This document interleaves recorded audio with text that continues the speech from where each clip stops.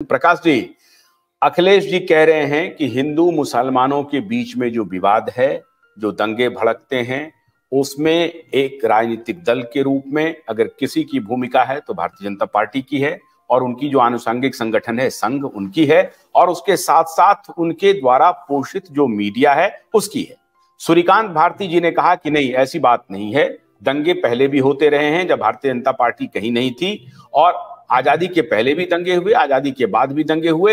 हुआ यह है कि चेंज ऑफ गार्ड जो केंद्र में हुआ है, कांग्रेस के बाद जो ये फुल मेजॉरिटी में जो भारतीय जनता पार्टी आई है, तो वो कुछ परिवर्तन कर रही है, कुछ ऐतिहासिक तथ्यों को सामने ला रही है, और वो कुछ अखिलेश जी को अनपच हो रहा है, वो अखिलेश जी को नहीं पच रहा है। जैसे अखिलेश जी पत्रकारों को इधर कह रहे हैं कि संघ के पत्रकार हैं, वैसे अखिलेश जी जैसे भी पत्रकार हैं वो डायरेक्ट एक्यूजेशन कर रहे हैं कि ये भाजपा ही करा रही है। क्या आप भी मानते हैं कि भारतीय जनता पार्टी ही दंगा भड़का रही है, भारतीय जनता पार्टी ही हिंदू मुसलमानों के बीच में विवाद करवाती है, और कोई पार्टी करवाती ही नहीं है? देखिए, मानने के लिए तो बहुत से तथ्य है, ऐसा कुछ नहीं है कि ये करती नहीं है, ये बोलना तो मैं नहीं चाहता हूं, करती ही है, क्योंकि भाजपा की जो राजनीति अभी तक के देखी गई है वो इसी मुद्दे के ऊपर है कि लोगों को असली मुद्दों के ऊपर से अगर बहकाना है। देखिए, ऐसा है, सबसे ज्यादा अगर लोग प्रभावित होते हैं या इसे देखिए, लोगों को कोई आर्थिक मुद्दा अगर होना तो उसके ऊपर इतने भड़केंगे नहीं। किसान जो है, किसान उसके ऊपर नहीं भड़केंगे कि उनके उत्पादन को भाव नहीं मिल रहा है।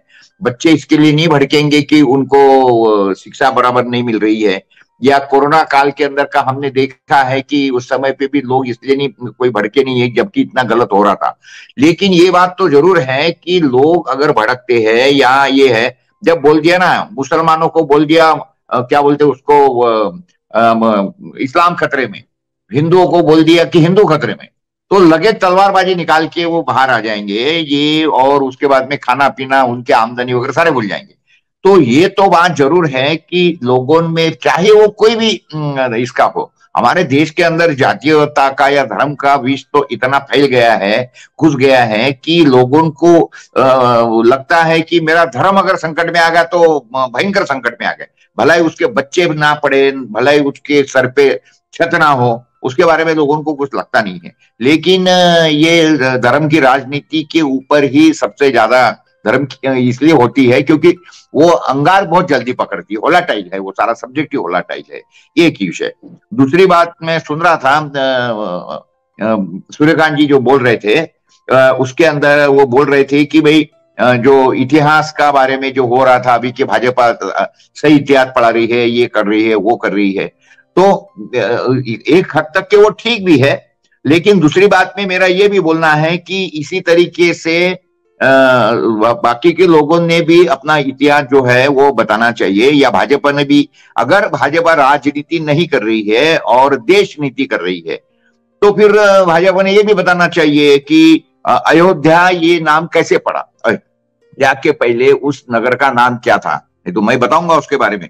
और जो सरयू नदी है, वो सरयू नदी का इतिहास क्या है, क्यों नाम पड़ा उसको सरयू, तो ये, और उसके बावजूद भी छोड़ो, पुष्पमित्र शुंग ने जो है, वो पुष्पमित्र शुंग ने क्या क्या करतूतें किया और कौन था, क्या हुआ, तो ये सारी बातें जो है, ये इसके ऊपर से भी पर्दा उठना चाहिए और सारी बातें होनी चाहिए। और मैं नहीं समझता, देखिए मैं आपको एक ही सब्जेक्ट देता हूं। देखिए, नेदरलैंड नाम का ये देश है एक हमारे धरती पे, नेदरलैंड। आज परिस्थिति ये है कि नेदरलैंड के अंदर से सारे जो जेल है उन्होंने बंद कर दिया आखिरी गवर्नमेंट ने, और कोई लोग, कोई बहुत ज्यादा पढ़े लिखे नहीं है वहां के लोग, लेकिन बात ऐसी है कि वहां कोई धर्म वरम है नहीं, सभी का एक ही धर्म है। और उसके बाद में वहां की परिस्थिति ऐसी कि सारे गवर्नमेंट ने जेल बंद कर दिए क्योंकि क्राइम ही नहीं है, बिल्कुल क्राइम नहीं है। और हमारे देश की क्या परिस्थिति है आपने देखा है, हमारे यहाँ जेल बढ़ रहे, थाने बढ़ रहे, पुलिस बढ़ रहे, और न्यायालय बढ़ रहे हैं, बड़े हर एक टाइप पे उसका एक्सपांशन हो रहा है। देखिए, मुझे बताइए कि what is the definition of क्या बोलते हैं उसको, प्रॉस्पेरिटी, सुशिक्षिता का, या हम लोग तरक्की के ओर मार्गक्रमण कर रहे हैं, इसका मेजरमेंट क्या है? मैं समझता हूं कि मेजरमेंट तो वो है कि समझ लो एक गांव के अंदर, जैसे अकोला हमारे ले लीजिए, पहले इसके अंदर सिर्फ 2 ही पुलिस थाने थे, अभी हमारे अकोला के अंदर 40 पुलिस थाने हैं। मुश्किल से 8-10 डॉक्टर थे, आज से समझ लो 50 साल पहले, मेरी जितनी उम्र है मैं बताता हूँ, तो एक 8-10 डॉक्टर थे, बड़े मुश्किल से 4-5 दुकान थे। अभी 4-5 दवा के दुकान के जगह पे हमारे अकोला के अंदर हजारों दुकान खुल गई है दवा की, हजारों डॉक्टर हो गए हैं, जो गली कुचे में जाओ डॉक्टर हो गया है, बड़े बड़े हॉस्पिटल खुल रहे हैं। तो ये प्रगति का लक्षण है, अधोगति का लक्षण। और जिस तरीके से जेल के अंदर परिस्थिति आज ऐसी है कि भारत के हर जेल के अंदर उसकी कैपेसिटी से दुगने लोग हैं, दुगने। ये प्रगति का लक्षण नहीं है। मैं समझता हूँ कि हम शुद्ध पॉलिटिकल बात आपसे कर रहे हैं। क्या आपको लगता है कि भारतीय जनता पार्टी हिंदू मुसलमानों को भड़काती है? बिल्कुल भड़काती है, बिल्कुल भड़काती है, क्योंकि उसी के ऊपर उनकी राजनीति है, उसी के ऊपर राजनीति नहीं तो जिस तरीके से अभी इन लोगों ने ये राम का व्यापार करने के लिए राम को ये कर लिया, राजनीति करने के लिए, ये वो नहीं करते थे। ये कतई शोभा नहीं देता है कोई पॉलिटिकल पार्टी के लिए एक, और पंत प्रधान को तो ये बिल्कुल शोभा नहीं देता है कि जिस तरीके से राम के मामले के अंदर ही, अरे ये लोगों का पर्सनल मामला है। पंत प्रधान, वो भी धर्मनिरपेक्ष देश का एक पंत प्रधान, किस तरीके, क्यों भाई इस तरीके से उसको ये कर रहा है? ये बिल्कुल है, ये तो राजनीति। देखो भाजपा की राजनीति तो बिल्कुल हिंदू मुसलमान के ऊपर ही है। ये तो आप अगर कोई भी अडानी से अडानी और पढ़े से पढ़े लिखे आदमी को पूछेंगे तो वो यही बताएगा। सूर्यकांत जी, क्या ये बात सही है? प्रकाश जी और अखिलेश जी अन्याय कर रहे हैं भारतीय जनता पार्टी के साथ? नहीं, मैं उस राजनीति में, उस परिप्रेक्ष्य में, या फिर भाजपा का मैं प्रवक्ता भी नहीं हूँ, उनकी बात रखना मेरा कोई काम भी नहीं है। मैं अभी जो परीक्षा में जो चल रहा है उसकी मैं बात करता हूँ। देखो कैसा है, मैं अजमेर शरीफ के दरगाह के ऊपर अगर मैं चादर चढ़ाऊं तो मेरी कोई बात नहीं होगी, बराबर है, मैं बड़ा हो जाऊंगा। अगर मैं राम की बात करूं तो मुझे ऊपर सवाल उठाए जाएंगे। ऐसा दोगलापन कैसे चलेगा? मुझे आप बताइए ना। एकदम उसकी कोई चर्चा नहीं। अभी मैं दो दिन पहले की मैं बात करता हूँ, पंतप्रधान नरेंद्र मोदी ने ही अभी फिलहाल उनकी चर्चा चल रही है, तो मैं उनका ही उदाहरण दूंगा। अजमेर शरीफ के ऊपर उन्होंने चादर भेजा है, उसकी कोई चर्चा नहीं हुई। और राम की बात करेंगे, और गलत क्या है? इस देश का मेजॉरिटी सेंटिमेंट उस बात को मानता है, और यह भी इतिहास अभी गवाह है, उसने खुद सर्वोच्च न्यायालय ने दिया है। और तो उसे क्या बात है? ऐसे राम में ऐसी कौन सी गलतियां हैं कि जो आदर्श है, जिसका ऊपर उपयोग करना चाहिए, उसका वो प्रधानमंत्री ने उस मंदिर का, रामलला का प्राण प्रतिष्ठा का नहीं जाने, उसमें दिक्कत क्या है? ये देश का सेंटिमेंट है। 90% लोग इस देश का उसको मानते हैं। हालांकि अभी तो फारूक अब्दुल्ला जी ने भी कहा कि हम भी राम को मानते हैं। अरे राम को मानते हैं तो उसका मंदिर का उद्घाटन करना है, वो रामलला की मूर्ति को, उसमें गलत क्या है? मेरे दृष्टि से मैं किसी के खिलाफ की बात नहीं करता हूं। मैं अगर कोई किसी मस्जिद का उद्घाटन करूंगा तो वो अच्छा है, मैं किसी मंदिर का उद्घाटन करूंगा तो वो बुरा है। ऐसे कैसे होगा? मुसलमान के खिलाफ कौन सी बात? मुझे 2014 से अभी तक 2024 शुरू हो गया है, कौन सी ऐसी अगस्त बात हुई जो मुस्लिम समाज के खिलाफ चली गई? कौन सी ऐसी बात मुझे बताइए 10 साल के अंदर कि कौन सी ऐसी बात है जो मुस्लिम समाज के खिलाफ चली गई? किसानों के खिलाफ जरूर चली गई है, उसके ऊपर बात करनी चाहिए और उसके तरफ से बेतुक बात होनी चाहिए। लेकिन मुस्लिम समाज के खिलाफ कौन सी ऐसी बात हुई 10 साल में? मुझे आप बताइए। क्या उनको घर नहीं मिले? कौन सी ऐसी योजना है भारत सरकार की जो उनको नहीं मिली? और मैं आपको बता दूं, अभी जो आयुष्मान भारत की जो योजना है, या अभी जो आरोग्य की जितने भी योजना चल रही है, आप अकोला का भी और मैं सर्वे करता हूं, जो सबसे ज्यादा उसका बेनिफिट लेने वाले मुस्लिम समाज के लोग हैं। क्या उसके ऊपर कोई आक्षेप है? कोई आक्षेप नहीं है। इस भारत के नागरिक है, उनको मिलनी चाहिए।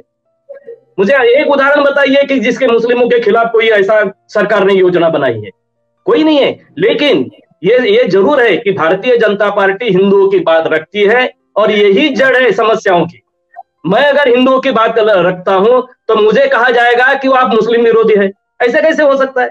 मैं अगर मेरा दोस्त मुस्लिम दोस्त है, मेरे पत्रकार मेरे मुस्लिम दोस्त है, मैं अगर उनके सामने मेरी समाज की बात रखूंगा तो मैं उनके खिलाफ हो गया क्या?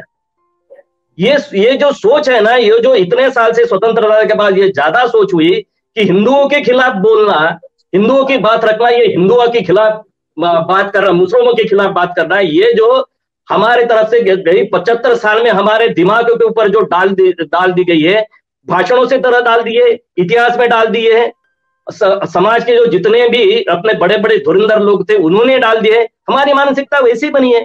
कोई हिंदू मुस्लिमों के खिलाफ नहीं है, कोई नहीं है।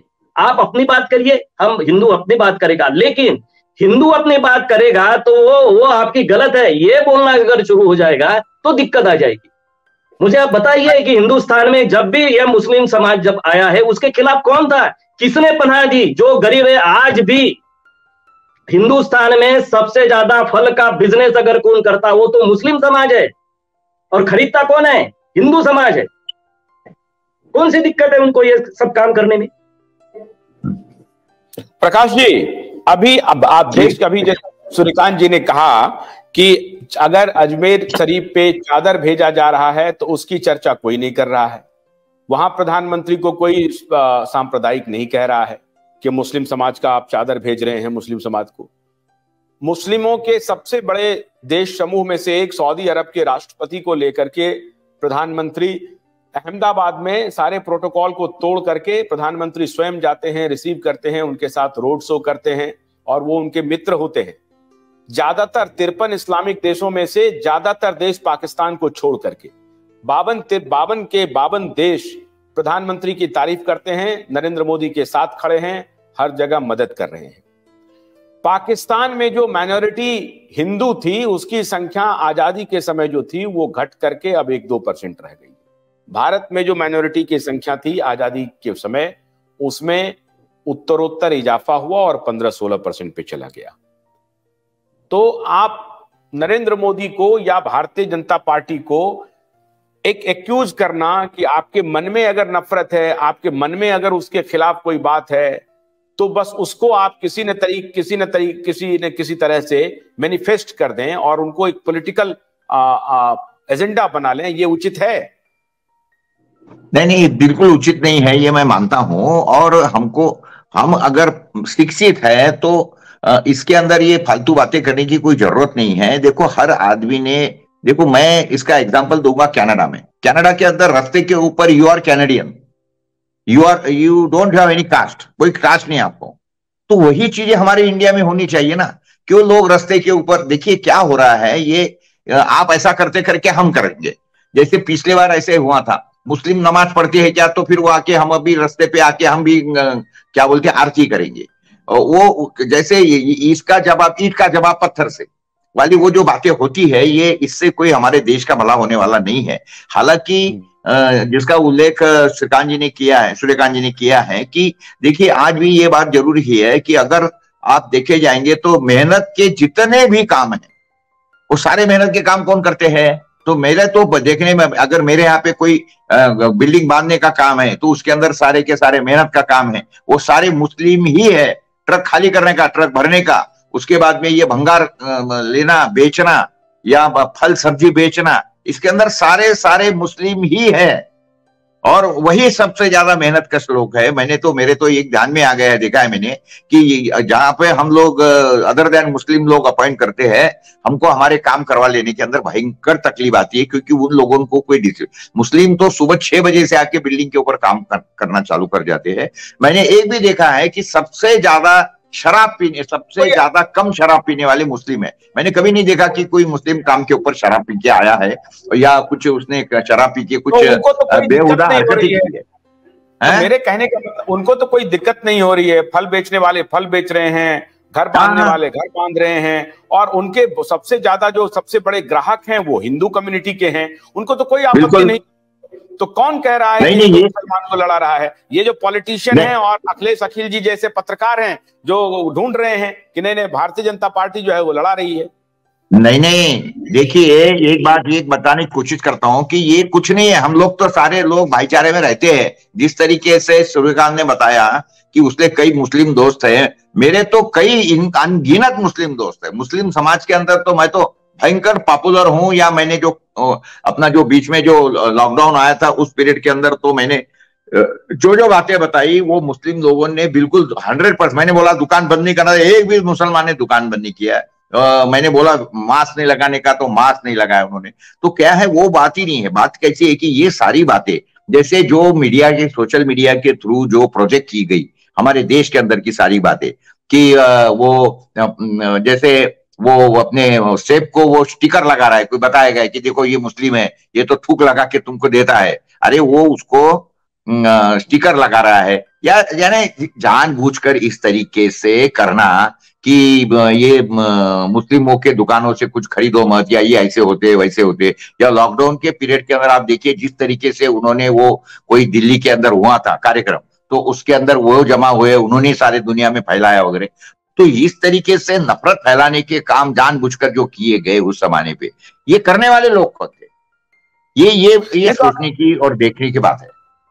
भोलानाथ का ब्रश कटर एक बैटरी चालित मशीन है जिसका चार्जिंग समय 3.5 घंटे है। यह 6 से 8 घंटे के प्रभावशाली संचालन समय का दावा करता है, जिससे यह एक बार चार्ज करने पर 16,000 वर्ग फुट गेहूं या चावल के खेतों को कुशलतापूर्वक काट सकता है, जबकि इसका पेट्रोल समकक्ष व्यक्ति उसी कार्य के लिए 1,000 रुपए मूल्य का पेट्रोल खर्च करता है।